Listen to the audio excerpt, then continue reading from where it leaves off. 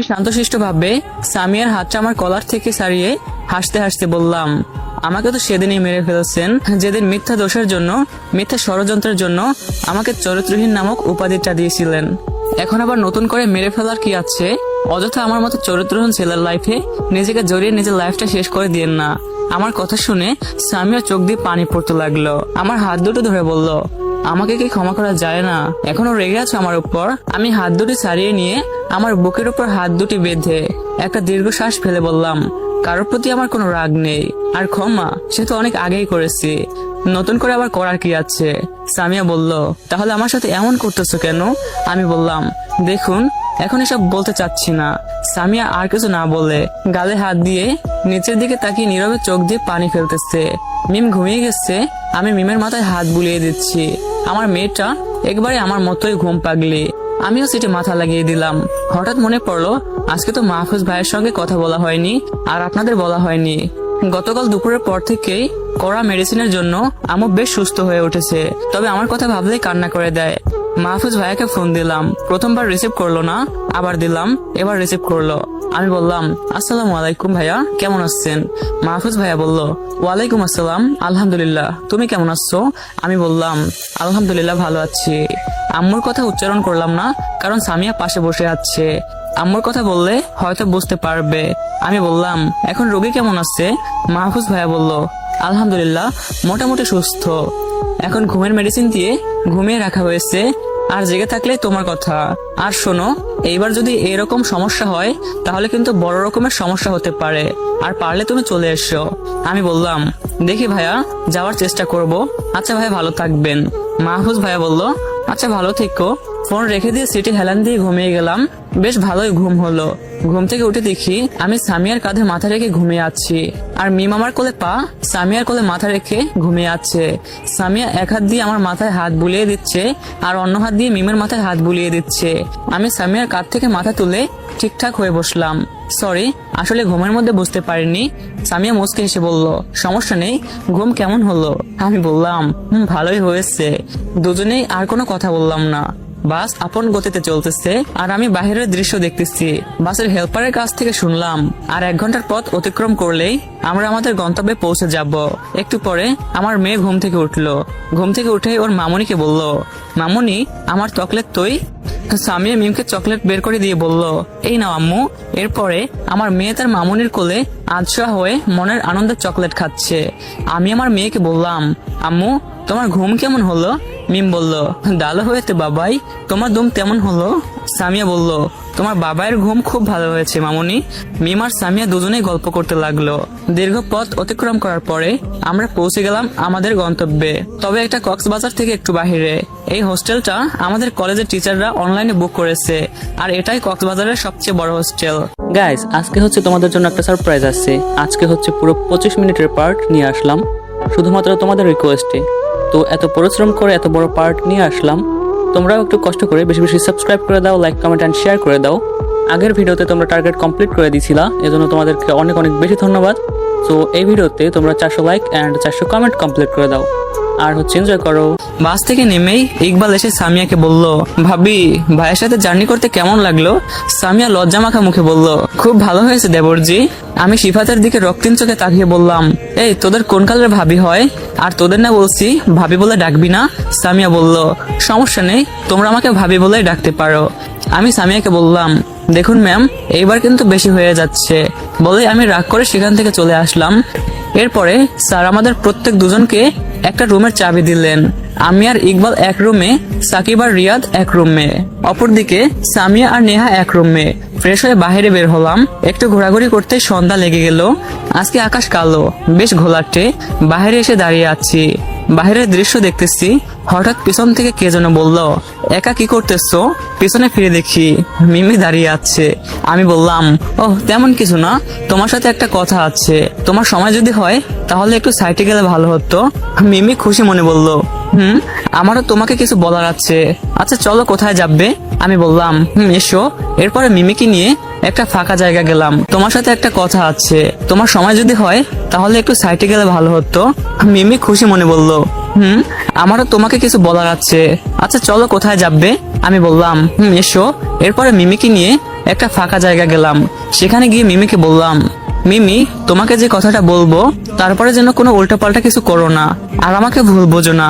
মিমি বলল, কি এমন কথা বলবে যার জন্য এমন বলতেছো? আমি বললাম, তুমি আগে আমাকে কি বলতে চেয়েছিলে তাই বললো, আমি পরেই বলতেছি।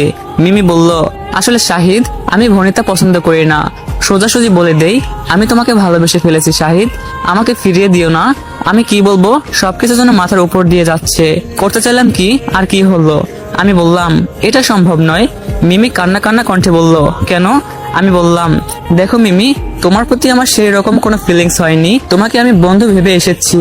আর বাসে কথাগুলো বলার কারণগুলো হলো, তোমাদের সামিয়া ম্যাম হলো আমার গার্লফ্রেন্ড। আমরা একে অপরকে ভালোবাসি। একটা ভুল বোঝাবুঝির জন্য একজন অন্যজনের কাছ থেকে দূরে আছি, তবে ভালোবাসাটা একই আছে। তাকে রাগানোর জন্য তোমার সাথে এমন করেছি। সত্যি বলতে জানো কি, তুমি যথেষ্ট সুন্দর। তুমি আমার থেকেও ভালো ছেলে পাবে। আমার না আছে কোনো পরিবার, না আছে কোনো থাকার জায়গা, সব অন্যজনের। আমার কথা শেষ হতে না হতেই কোথা থেকে সামিয়া আসে সজনে মিমির গালে দুটা থাপ্পড় মারলো। মিমির তাল সামলাতে না পেরে পড়ে গেল। সামিয়া মিমিকে তুলে বলতেছে, তোকে কতবার বলছি শাহেদের সঙ্গে কথা বলবি না, তারপরেও শুনিসনি বলেই আরেকটা থাপ্পড় দিতে যাবে। ঠিক তখনই আমি ওর হাতটা ধরে ঠাস ঠাস করে দুটা লাগিয়ে দিলাম। বেশ জোরে মারার জন্য সামিয়ার ঠোঁটের কিছু অংশ কেটে গেছে। সামিয়া আমার দিকে অবাক দৃষ্টিতে তাকিয়ে আছে। হয়তোবা কখনো ভাবতেই পারিনি তাকে আমি মারবো। আমি বললাম, তোকে আমি কতবার বলবো আমি তোকে ভালোবাসি না। তোর মতো অবিশ্বাসীর মায়ায় আর নিজেকে জড়াতে চাই না। তারপরেও কেন তুই আমার পিছনে পড়ে আছিস? যা চোখের সামনে থেকে, তোকে যেন আর না দিকে চোখের সামনে। কথাগুলো একদম রেগে বলছিলাম। সামিয়া কান্না করতে করতে আমার মাথায় রক্ত উঠে গেছে। কি করব বলেন? এখানে তো মিমির কোনো দোষ নেই, আমি তো মিমিকে এখানে নিয়ে এসেছি। আমি মিমিকে বললাম, সরি মিমি, আমার জন্য তোমাকে এরকম পরিবেশের সম্মুখীন হতে হলো, আমাকে মাফ করে দাও। মিমি বলল, আরে সমস্যা নেই। যে কোনো মেয়ে তার ভালোবাসার মানুষটির কাছে অন্য কাউকে দেখলে সহ্য করতে পারে না, আর তুমি হয়তো আমার ভাগ্যে নেই। আমরা বন্ধু হয়ে থাকতে পারি তো নাকি? আচ্ছা, তোমাদের সম্পর্কটা কত দিনের? আমি বললাম, বন্ধু হতে পারি। আর আমাদের সম্পর্কের কথা জানতে চাও? তাহলে শোনো। এরপর কলেজ থেকে শুরু করে সামিয়ার সাথে প্রেম, বাসা থেকে বের হওয়া, সবকিছু বললাম। আমার কথা শুনে মিমি কান্না করতে করতে বলল, এত কিছু হয়েছে তোমার উপর? আমি বললাম, তবে কথা দাও, এসব কথা আর ম্যামের সাথে আমার রিলেশনের কথা কাউকে বলবে না। মিমি বলল, ঠিক আছে, তবে শাহিদ, ম্যাম হয়তো তোমাকে ভালোবাসে, আর কষ্ট দিও না। আমি বললাম, জানি, তবে আরেকটু কষ্ট দিব। মিমি বলল, এমন কিছু করো না যাতে আবার হারিয়ে যায়। আমি বললাম, আরে না, আচ্ছা রুমে যাওয়া যাক নাকি? মিমি বলল, চলো। এরপরে রুমে এসে দেখি ইকবাল শুয়ে থেকে ফোন টিপতেছে। আমি সোফায় বসে থেকে নেহার কাছে ফোন দিয়ে মিমের কথা জানলাম। একটু পরে ডিনার করার জন্য ডেকে গেল। সকলে একসাথে হোস্টেলের ক্যান্টিনে গিয়ে ডিনার করলাম। ডিনার করে যে যার রুমে আসলাম। দীর্ঘক্ষণ জার্নি করার জন্য শরীরটা বেশ ক্লান্ত হয়ে পড়েছে। এজন্য আজকে ঘোরাফেরা না করে একটু আগেই সবাই ঘুমিয়ে পড়লো। তবে ডিনারের সময় নেহাকে একাই দেখলাম ওর বান্ধবীদের সাথে। মিম এতক্ষণে ঘুমিয়ে গেছে, কিন্তু সামিয়া ডিনার করলো না কেন? এত ভেবে কাজ নেই, রুমে এসে ঘুমিয়ে পড়লাম। রাত বেশি হয়নি, কেবল 9টা বেজেছে। ইকবাল ঘুমিয়ে পড়েছে। একটা রুমে 2টা বেড আছে, যার ফলে শুয়ে থাকতে অসুবিধা হবে না। শুয়ে পড়তে ঘুমিয়ে গেলাম। হঠাৎ ফোনটা বেজে উঠলো। হাতে নিয়ে দেখি নেহা ফোন দিয়েছে। ঘুম কোথাও উদাও হয়ে গেল। ওদের কারো কিছু হলো না তো? 1 পাউন্ড টেনশন নিয়ে ফোনটা রিসিভ করলাম। আমি বললাম, হ্যালো নেহা, কারো কিছু হয়েছে নাকি?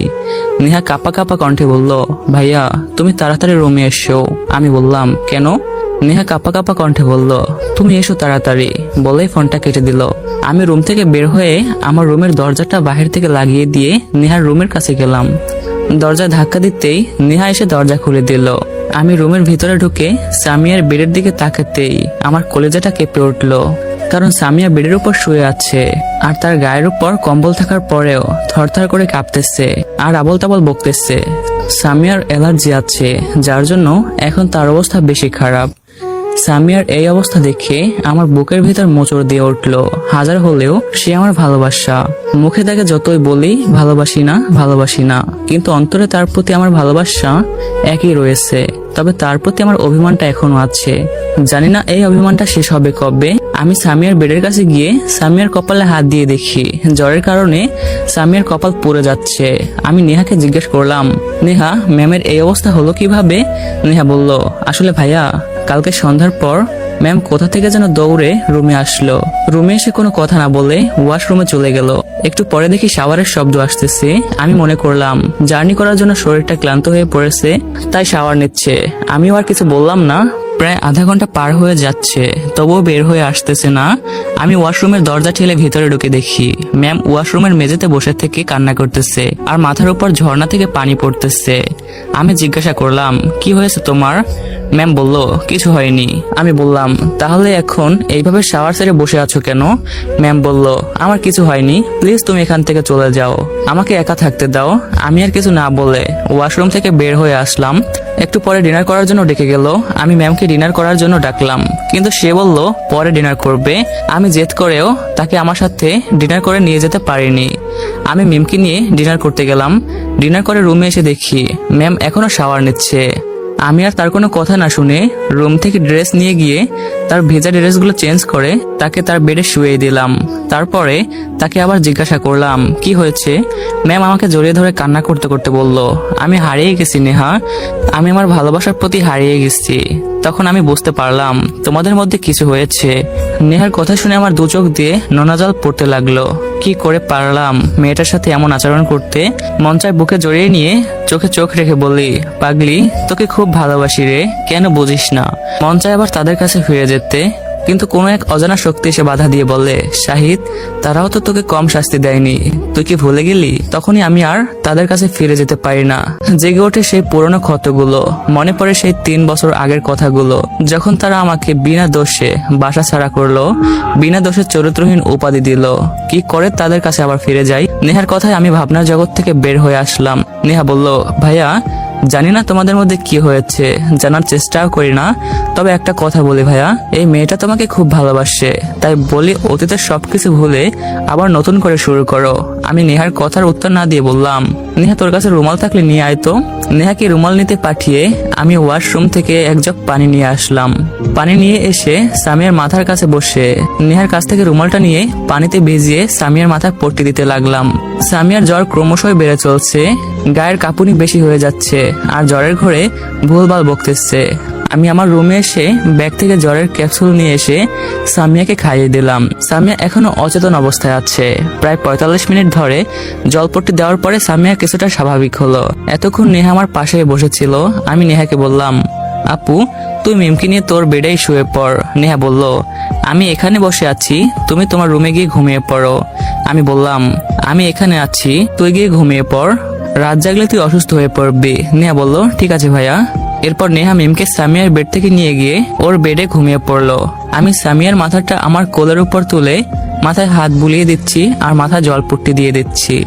এক্সের সেবা করতে করতে কখন যে রাতটা শেষ হয়ে গেছে বুঝতেই পারিনি।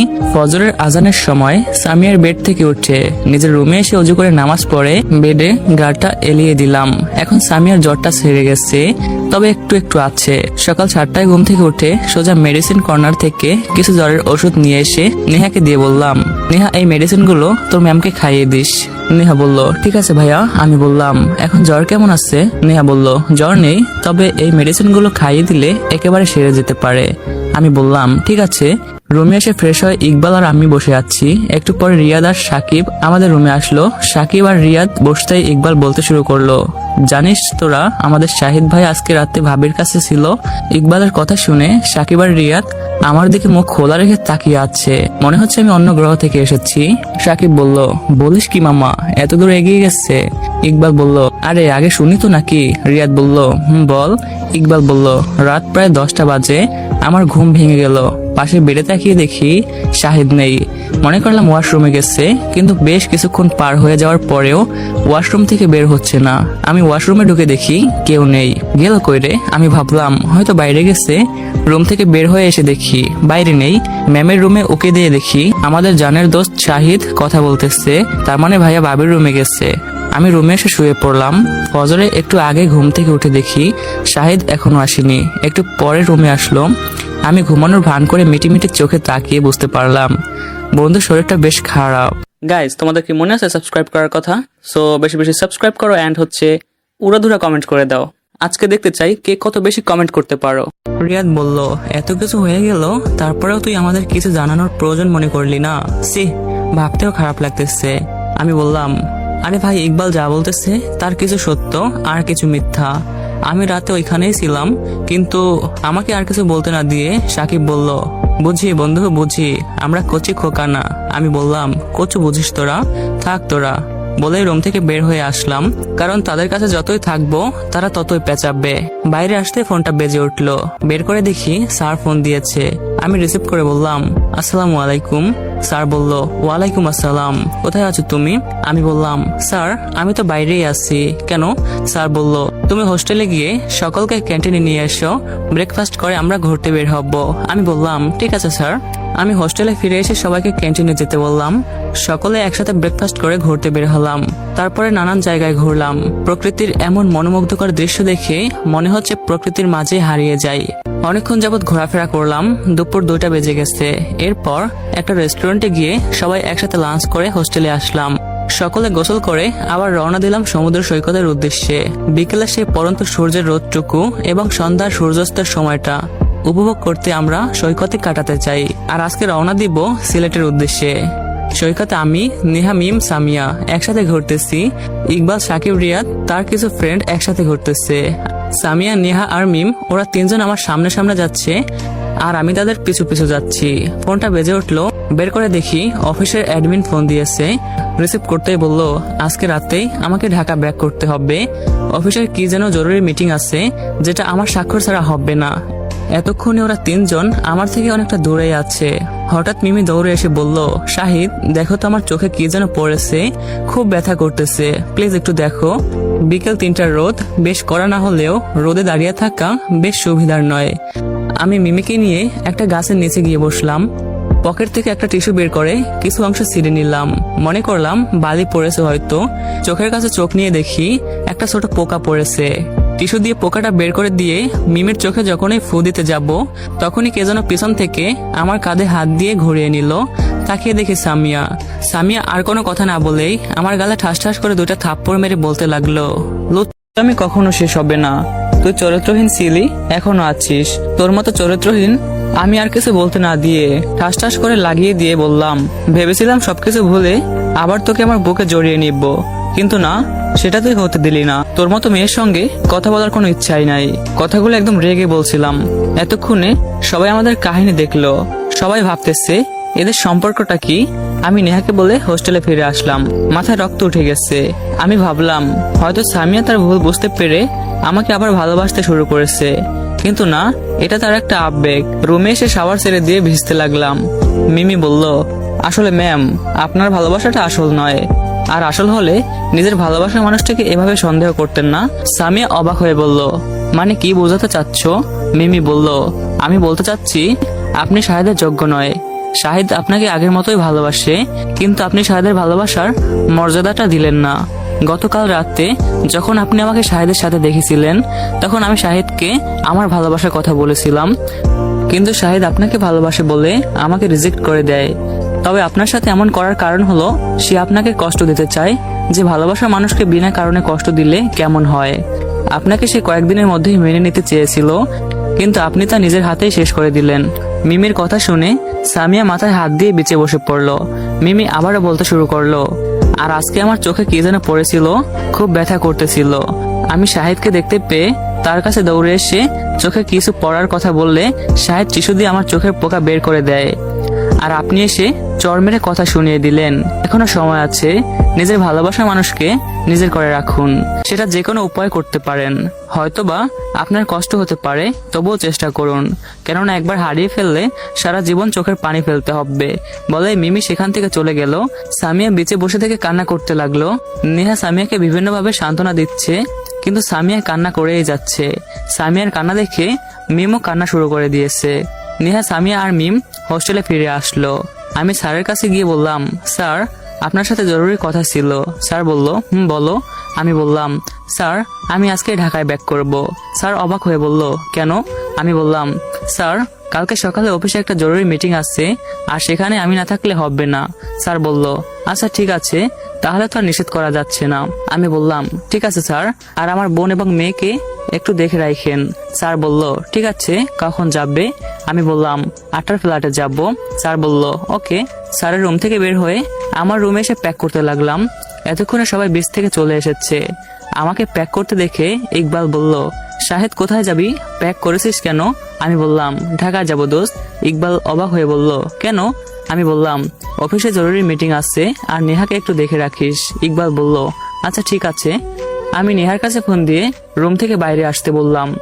নেহা বাইরে এসে আমাকে দেখে অবাক, কারণ আমি লাগেজ নিয়ে বের হয়েছি। আমাকে এই অবস্থায় দেখে বলল, ভাইয়া তুমি কোথায় যাবে? আমি বললাম, আসলে অফিসের একটা জরুরি মিটিং আছে তো, তাই আমাকে যেতে হবে। নেহা করুণ সুরে বলল, না গেলে হয় না? আমি বললাম, না রে বোন, যেতেই হবে। আর আমার আম্মুকে একটু নিয়ে আয়। নেহা মিমকে নিতে তার রুমে গেল। একটু পরে সামিয়া সহ ওরা তিনজন আমার কাছে আসলো। সামিয়া আমাকে এইভাবে দেখে অবাক হয়ে গেল। আমি আমার মেয়েকে কোলে নিয়ে বললাম, আম্মু তুমি আমার সাথে যাবে নাকি তোমার আন্নির সাথে থাকবে? মিম বলল, বাবাই তুমি কোথায় যাবে? আমি বললাম, ঢাকায় যাবো আম্মু, তুমি যাবে? মিম বলল, না বাবাই, আমি আন্নি আর মামুনির তাতে থাকবো। আচ্ছা আম্মু থাকো, দুষ্টুমি করবে না। মিম বলল, আচ্ছা বাবাই। আমি বললাম, আর নেহা, মিমকে দেখে রাখিস। নেহা বলল, ঠিক আছে ভাইয়া, ভালোভাবে যেও। আমি বললাম, আচ্ছা। আমি সামনে ঘুরে লাগেজ হাতি নিয়ে যেই এক কদম পা ফেলবো, তখনই সামিয়া দৌড়ে এসে আমার পা জড়িয়ে ধরে কান্না করতে করতে বলল, প্লিজ এবার আমাকে ক্ষমা করে দাও, আর একবার আমাকে সুযোগ দাও। আমি কিছু না বলে পাটি ছাড়িয়ে নিয়ে ইকবাল, রিয়াদ আর সাকিবকে বিদায় দিয়ে পা বাড়ালাম বিমানবন্দরের উদ্দেশ্যে। বিমানবন্দরে পৌঁছাতে 8টা বাজতে আর 10 মিনিট বাকি। তারপরে বিমানে উঠলাম। বিমান ঢাকা ল্যান্ড করলো। বিমান থেকে নেমে বিমানবন্দরের বাইরে এসে দেখি ড্রাইভার আঙ্কেল গাড়ি নিয়ে দাঁড়িয়ে আছে। বিমানে ওঠার সময় আঙ্কেলকে আসতে বলেছিলাম। গাড়ি নিয়ে বাসায় আসলাম। ফ্রেশ হয়ে হালকা ডিনার করে ঘুমিয়ে পড়লাম, কারণ গত রাতে একটা প্রতারকের সেবা করতেই কাটিয়ে দিয়েছি। সকালে ঘুম থেকে উঠে নাস্তা করে অফিসে প্রয়োজনীয় কাজ শেষ করে বাসায় এসে গাড়ি নিয়ে বের হলাম রাজশাহীর উদ্দেশ্যে। ড্রাইভার আঙ্কেলকে নিয়ে আসিনি, একাই এসেছি। লং ড্রাইভ করতে ভালোই লাগে। দীর্ঘক্ষণ ড্রাইভ করে রাজশাহী মেডিকেলের সামনে এসে পৌঁছালাম। গাড়ি পার্ক করে নার্সের ড্রেস আপ করে ভিতরে ঢুকলাম। আম্মুর কেবিনে গিয়ে দেখি আব্বু মাথা হেলে বসে আছে আর আম্মু ঘুমিয়ে আছে। এক নজর দেখে মাহফুজ ভাইয়ের সঙ্গে দেখা করলাম। মাহফুজ ভাই বলল, আম্মু এখন মোটামুটি সুস্থ, কয়েকদিন পরে রিলিজ দিবে। মাহফুজ ভাইয়ের সঙ্গে কথা বলে হাসপাতাল থেকে গাড়ির কাছে আসলাম। আবার ড্রাইভ করে চলে আসলাম ঢাকায়। আগামীকাল সকাল 7টায় নেহারা সিলেট থেকে ঢাকায় ফিরবে। রাজশাহী থেকে ঢাকায় আসতে রাত হয়ে গেল। ডিনার করে ঘুমিয়ে পড়লাম। সকালে ঘুম থেকে উঠে দেখি 6:30 বেজে গেছে। দ্রুত ফ্রেশ হয়ে গাড়ি নিয়ে বের হলাম কলেজে, কারণ ট্যুরের বাস কলেজে এসেই সকলকে নামিয়ে দিবে। একটু পরে বাস আসলো, একে একে সবাই নামলো। মিম, নেহা আর সামিয়া একসাথে নামলো। মিম আমাকে দেখে দৌড়ে এসে জড়িয়ে ধরলো, আমিও কোলে তুলে নিলাম। এরপরে আমি বন্ধুদের সাথে কথা বলে নেহা আর মিমকে গাড়িতে উঠালাম। বাসায় এসে ফ্রেশ হয়ে 3জন মিলে নাস্তা করলাম। আজকে কলেজ বন্ধ আছে। নাস্তা করে নেহা ওর রুমে গেল ঘুমানোর জন্য, আর মিমকে আমার রুমে নিয়ে এসে গল্প করতে লাগলাম। এভাবে দিনটা কেটে গেল। পরদিন কলেজে গেলাম। কলেজে ক্লাস তেমন হলো না, শুধু ট্যুরের কথাই হলো। ছুটির পরে আমি আর সামিয়ার রুমে গেলাম না। গাইস, বুঝতেছো এর পরবর্তী পার্ট কতটা ইন্টারেস্টিং হতে যাচ্ছে? সো পরবর্তী পার্ট কবে আসবে এবং কত বড় আসবে সেটা তোমাদের উপর ডিপেন্ড করবে। তোমরা যত বেশি লাইক, কমেন্ট এন্ড শেয়ার করবা, আমি তত বড় এবং তত তাড়াতাড়ি দিব। সো এখনই বেশি বেশি সাবস্ক্রাইব করে দাও এন্ড পুরাধুরা এক একজনে 7, 8, 10টা কমেন্ট করে দাও। সো আল্লাহ হাফেজ।